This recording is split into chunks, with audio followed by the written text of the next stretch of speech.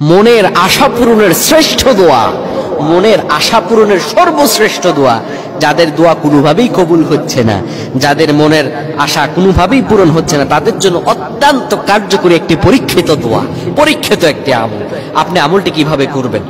ফজর নামাজ পড়বেন। ফজর নামাজ পড়ার পরে যেই কোনো দুরূদ শরীফ 3 বার পড়বেন। যেই কোনো দুরূদ শরীফ 3 বার পড়বেন।